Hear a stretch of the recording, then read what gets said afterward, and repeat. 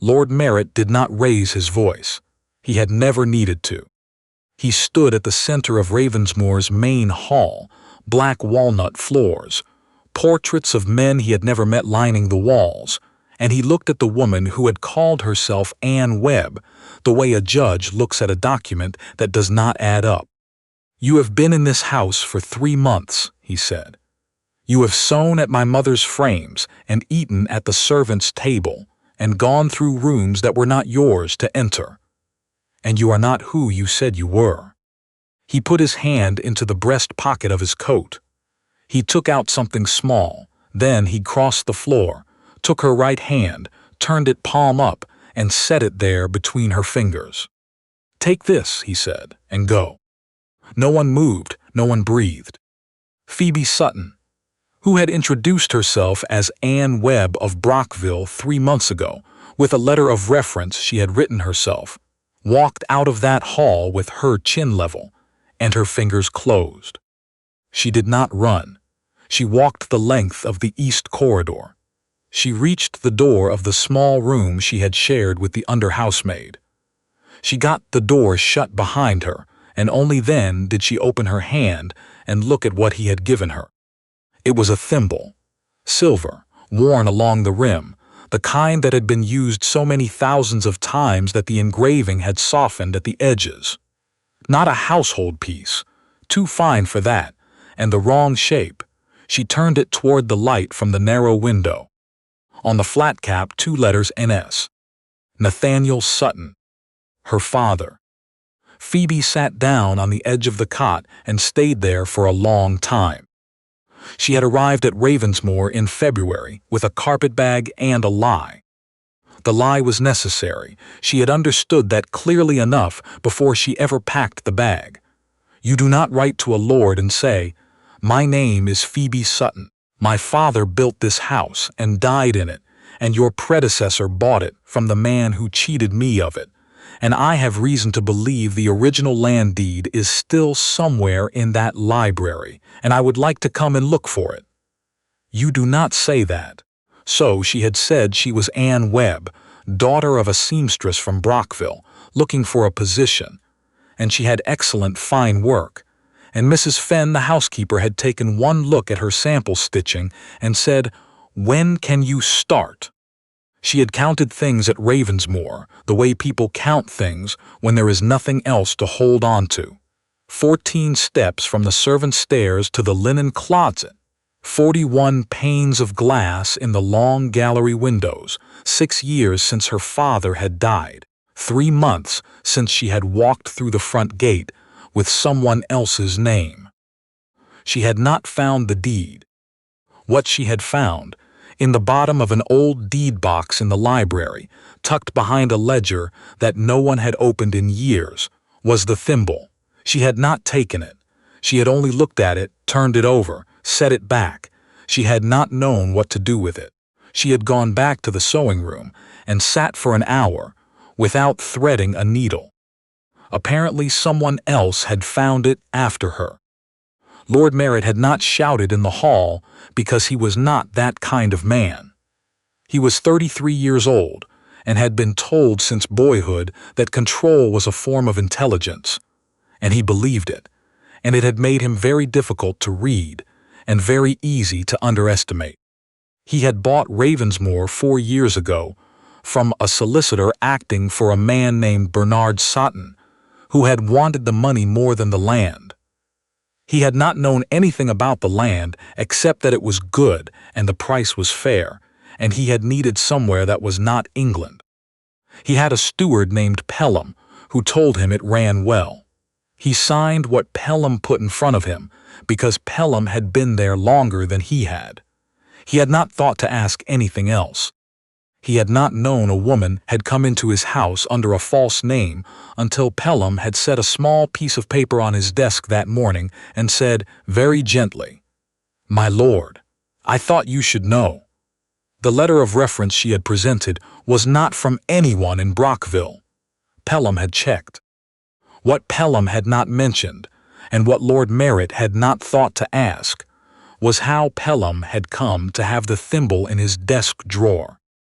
Phoebe left Ravensmoor with her carpetbag and the thimble and not much else. She did not tell anyone who she was. She made that decision somewhere between the east corridor and the servants' entrance, and she made it for the same reason people make bad decisions at 24. She was ashamed. If she had turned around and walked back into that hall and said, "The initials on that thimble are my father's," there was only one thing that would follow. Lord Merritt would look at her with that level, quiet face and say, "Then you had better explain yourself." And she would have to stand in front of the household and say out loud, "I came here under a false name because my uncle stole this estate from me, and I have no proof, and I thought if I were patient enough, I might find some." She would rather walk 3 miles in February mud. The village of Millhaven sat at the bottom of the hill, one main road, a general store, a church with a steeple that leaned slightly east, a school with a roof losing its argument with the weather, and a dressmaker's shop belonging to a widow named Ruth Calloway, who had a hand-painted sign in the window that said "Alterations taken." Phoebe walked in. Ruth Calloway was 60, compact, with the kind of face that had decided a long time ago not to be surprised by anything. She looked Phoebe over. She looked at the carpetbag. "You're the one from the house," she said. "I was, yes. And now?" "And now I am looking for work." Ruth Calloway was quiet for a moment, then, "Sit down at that table and hem that hem. If it's good work, we'll talk." It was good work. Phoebe had learned to hem on her mother's knee at the age of 6, in a house that had belonged to her family for 2 generations before the house, and the mother and the 2 generations had all been reduced to a letter from a solicitor and a carpetbag. 12 stitches to the inch. Ruth Calloway turned the seam over twice and said nothing for a long moment. $3 a week, she said finally. "Mornings. You don't speak about the house unless I ask." "Agreed," said Phoebe. Millhaven did not laugh at her. She had expected that it would.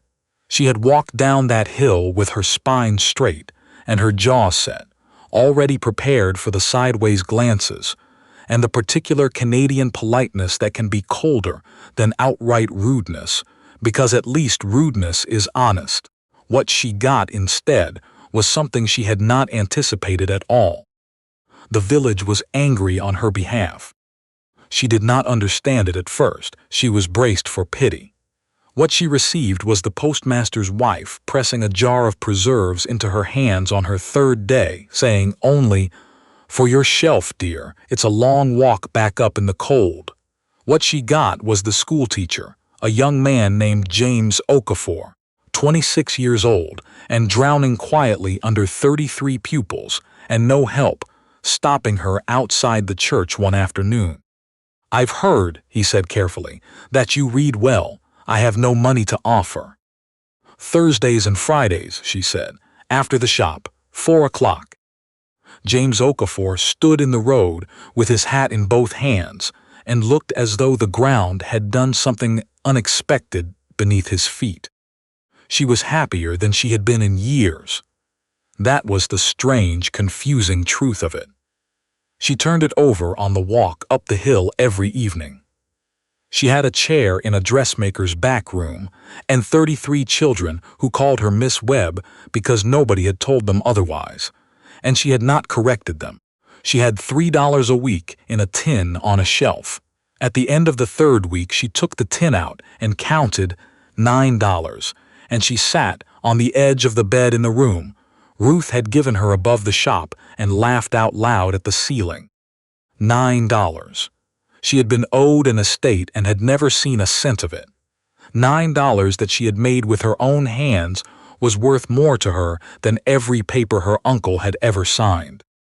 In the shop and the schoolroom and at church after Sunday service, she learned things. She learned them the way you learn things in a town with one road, sideways, slowly, and completely. She learned that Ravensmoor's tenant farms had been short on seed money for 2 seasons running. She learned that Pelham had told the tenants there was nothing to be done, and that Lord Merritt had agreed, without speaking to a single tenant himself. She learned that a family named Bourke had a daughter with a cough that had lasted 6 months and no money for a doctor, and that everyone in the county knew which window in Ravensmoor stayed lit past midnight when the steward was doing his accounts, and no one said so directly because no one wanted to be the one to say it. She said nothing. She sewed and taught and listened, and at night she lay awake and built the shape of it, piece by piece in the dark, the way you assemble a picture starting from the edges in. Her father's thimble had bought her candles. Her father's thimble had not bought the Bourke girl a doctor. She stopped feeling ashamed somewhere in the 3rd week. She started feeling something else instead, something steadier and colder and considerably more useful. Lord Merritt came through Millhaven on a Tuesday in March on his way back from the township office, because the upper lane was iced over and the main road was faster, and he came past the school, and through the window he saw 33 children and a woman among them. He pulled up his horse. She had a boy of about 8 by the elbow, gently, not unkindly, and she was walking him through something on the chalkboard. The boy was reading aloud, slowly, the way children read when the words are still foreign objects rather than ideas. She was leaning to his level, listening with her whole attention, with the posture of someone who has decided that this one child's understanding is the most important thing in the room. The boy reached the end of the sentence. He looked up.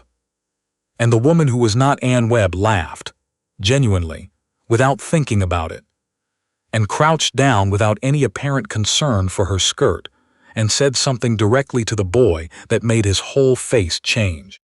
Lord Merritt sat on his horse in the road. He had seen this woman perhaps a dozen times across 3 months, across the dinner service, through the library door, on the back staircase with an armful of mending.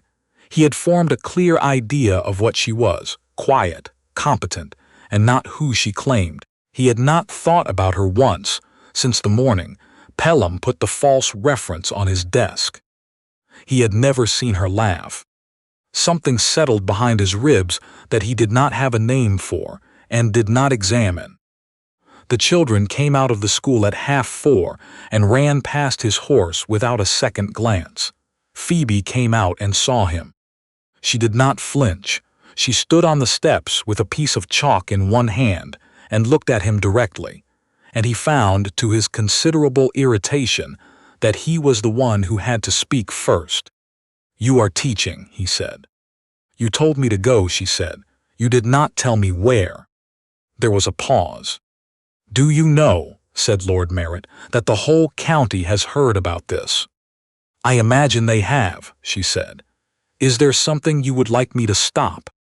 He opened his mouth. He closed it. He looked away up the road with his jaw set in the way she recognized, as a man deciding not to say what he intended to say. "No," he said finally. He turned the horse and rode back up the hill. It was Mr. Pelham who moved first, because careful men move first when the ground begins to shift. He had been careful for 9 years. He had come to Ravensmoor before Lord Merritt arrived, had managed the transition, had made himself indispensable in the way certain men are indispensable, not because of their competence, but because of how much they know and how quietly they know it. He had taken money, not a great deal at once, enough across 9 years to matter. He had kept the thimble because he had found it in the deed box 3 years ago and recognized the initials and had known precisely what that meant, and what it was worth to have and what it was worth to not disclose. Bernard Sutton had sold Ravensmoor on a bill of sale, but a bill of sale was not a deed. A deed was still somewhere in that house. If the right person found it, the whole transaction could be questioned. When the woman who called herself Anne Webb had started asking quiet questions around the village, he had given Lord Merritt her false reference and waited. Now she was in the village, teaching, listening, getting close to names she had no business knowing. He was not a hasty man. He waited until the second week of April.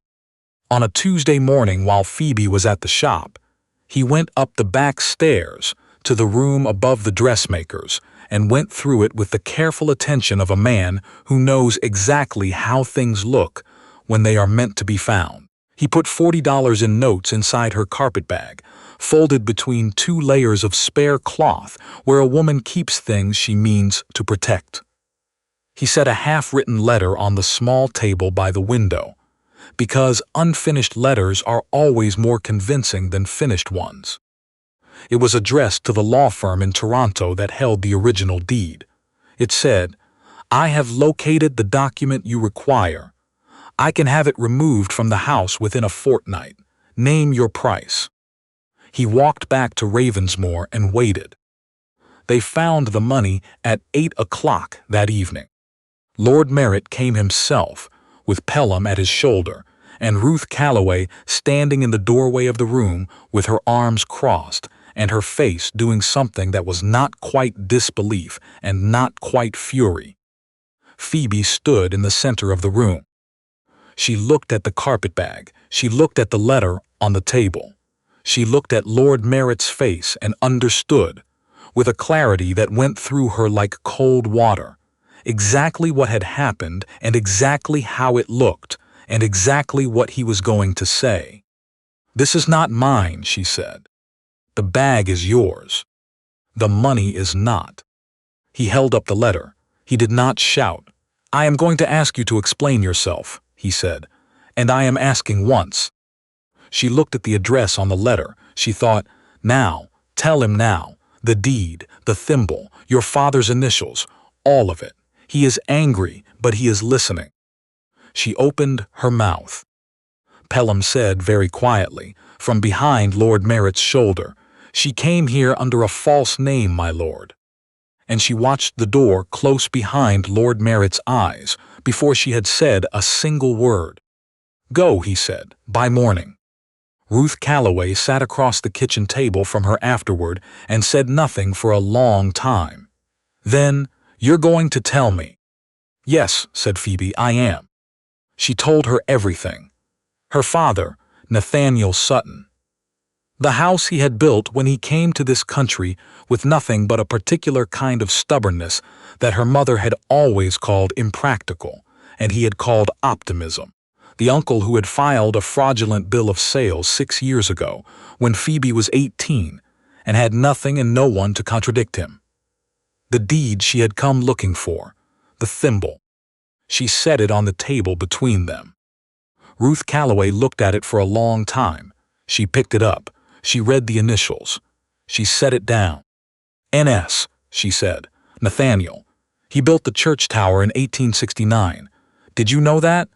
He came up here from nothing and built half this county, and then your uncle—" She stopped. "I know," said Phoebe. "Does anyone in that house know who you are?" "No." Ruth was quiet. The wind came down off the hill. "They will by morning," she said. Millhaven did not hesitate. Ruth Calloway had lived in this town for 40 years, and she knew exactly who had worked the Ravensmoor land, and who had buried children in the churchyard while the steward wrote letters to Toronto. By 7 the next morning, there were 31 people standing in the April cold outside the dressmaker's shop. By 9 o'clock, a petition was going around with 68 names on it, and 11 of those were marked with an X, because 11 of the people who signed could not write, but had pressed their hand to the paper anyway. James Okafor took it up to Ravensmoor. Pelham received it at the door, said Lord Merritt was unavailable, folded it into his coat pocket, and went back to his office. He stood for a moment looking at the pale morning light through the barred window. He had 6 days before the Toronto firm sent someone to look at the books. He rode to the magistrate that same afternoon. Mrs. Fenn had been housekeeper at Ravensmoor for 12 years. She was 57, deliberate, and not given to dramatics. She had watched Phoebe Sutton, who had called herself Anne Webb, for 3 months and had formed a precise and private opinion that she had kept to herself because it was not her place. It was becoming her place. She went to Pelham's office on Thursday evening when he rode to town. She had a key she had never used. She went through his cupboard with the methodical attention of a woman who has organized other people's spaces for 12 years and knows exactly where things go when someone means to hide them. In a locked box behind a false panel in the bottom shelf, she found 2 ledgers. She found receipts. She found a letter from Bernard Sutton dated 6 years ago.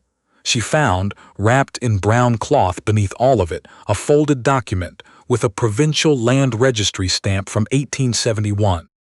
She did not read all of it. She did not need to. She could read the name at the top. Sutton, Nathaniel James, Ravensmoor, Hastings County, Ontario. She brought it upstairs. She knocked on the library door. She went in without being told to. "My lord," said Mrs. Fenn, "I am not going to ask your permission. I have been in this house for 12 years, and what I have to say will not keep."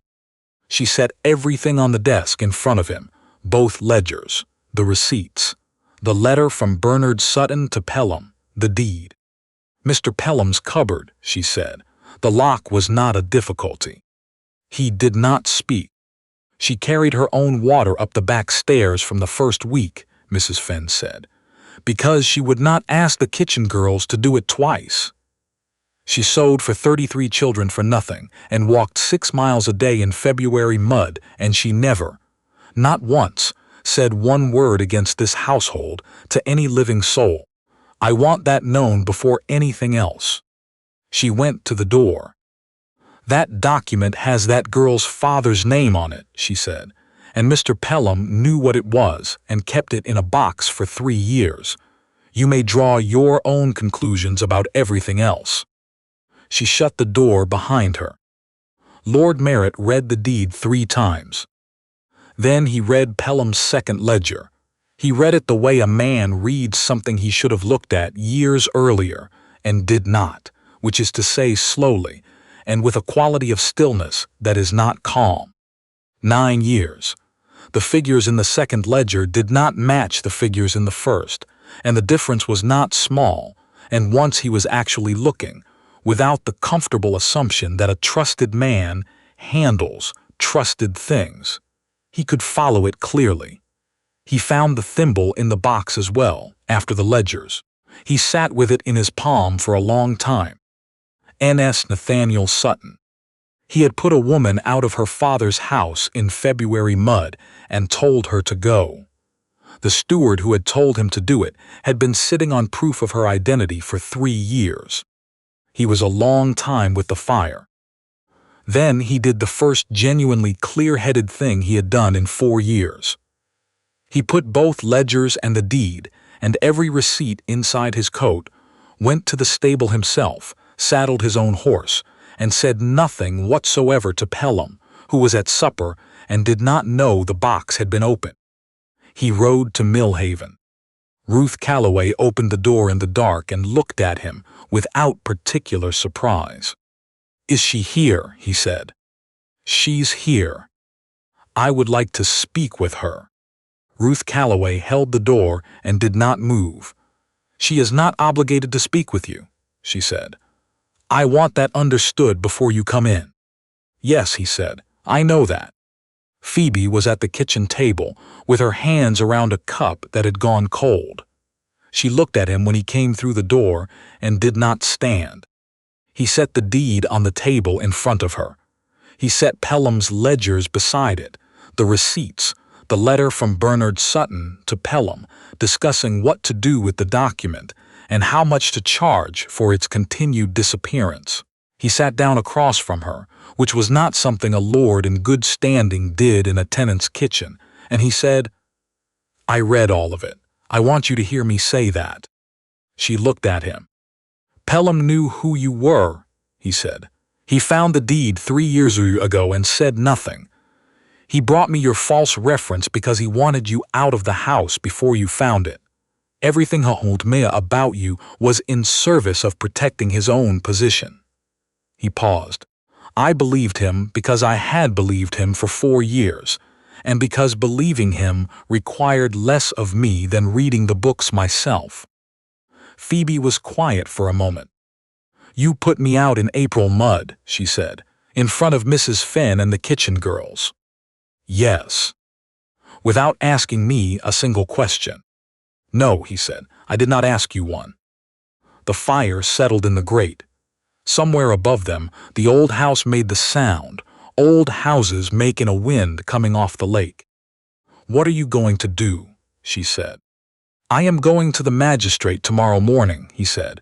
I am going to tell him everything I have just told you out loud, in front of a clerk and whoever else is in the room.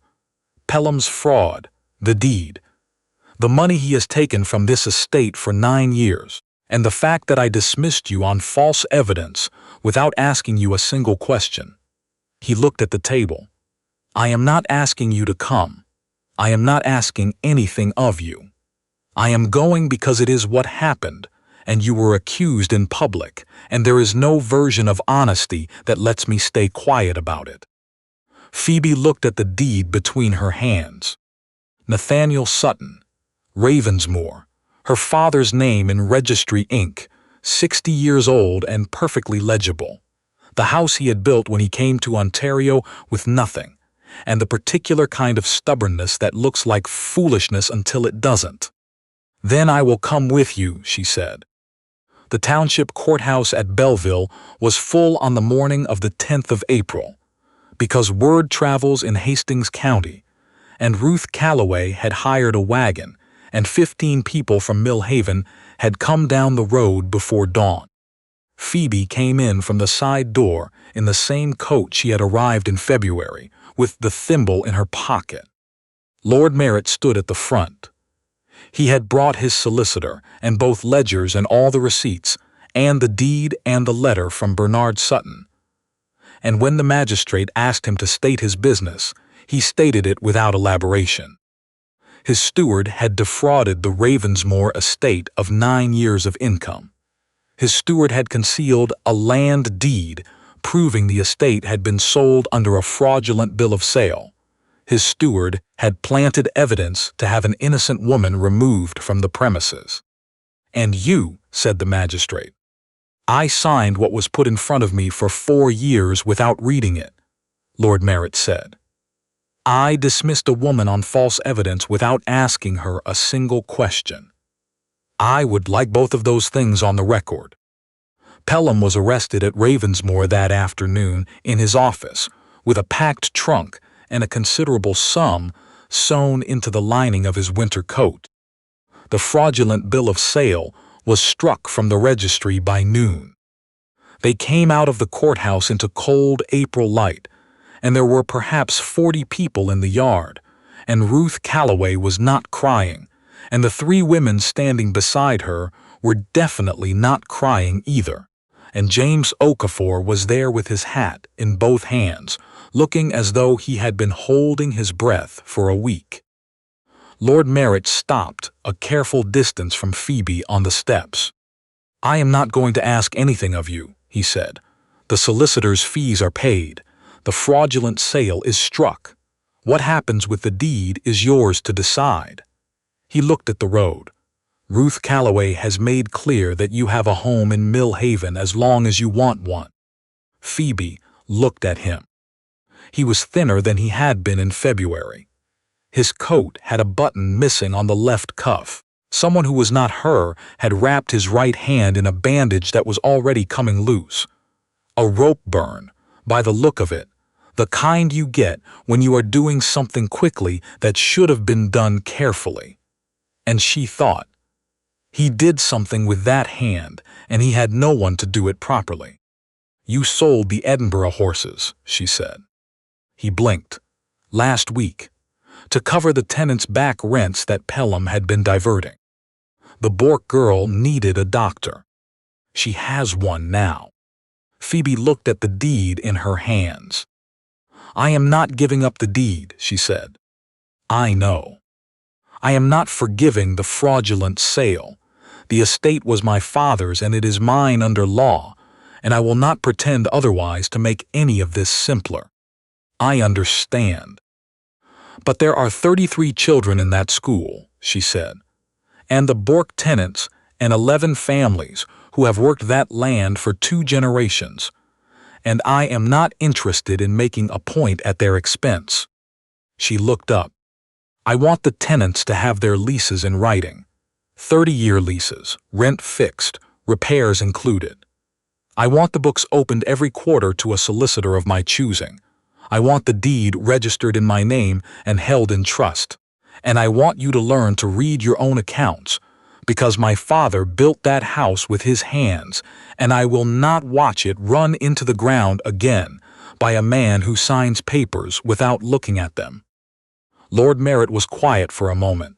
That is reasonable, he said. It is not a negotiation, she said. It is a condition. Yes, he said. I understood that. Ruth Calloway, somewhere behind them, made a sound that was not quite a laugh. A year later, more or less, things at Ravensmoor had changed. Not in the way of houses in certain kinds of stories. Grand drapes restored, silver polished, the family name returned to glory. It was smaller than that and better. The East stayed closed because the heating cost was absurd, and the money went on tenant repairs instead, and the trust did not permit waste. The Bourke tenancy had a new roof. The school had a second room, built by the blacksmith, and 3 volunteer jurors on a budget Phoebe had negotiated out of the estate accounts on a Thursday afternoon in August, while sitting on the library floor with the ledgers spread around her, and Lord Merritt across the table, asking questions he should have asked 4 years ago. She had moved back to Ravensmoor in October, not as a seamstress, not under any borrowed name. Mrs. Fenn had opened the front door and said, "Your room is in the east wing, where it always should have been," and that was all either of them said about it. The books were opened every first Monday of the quarter in the library, with a fire going. She went through them. He sat across and followed along.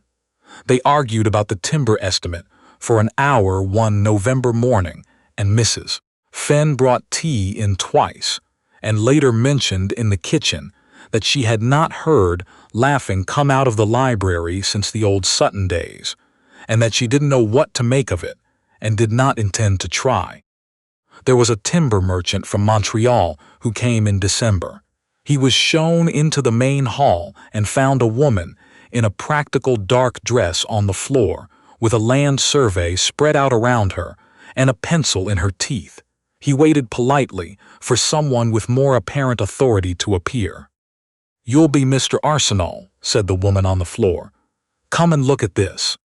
Lord Merritt came through the side passage 20 minutes later to find the merchant on his knees on the black walnut floor with his hat beside him, his best offer visibly coming apart while he tried to explain to her why the timber on the north ridge was worth less than it was worth.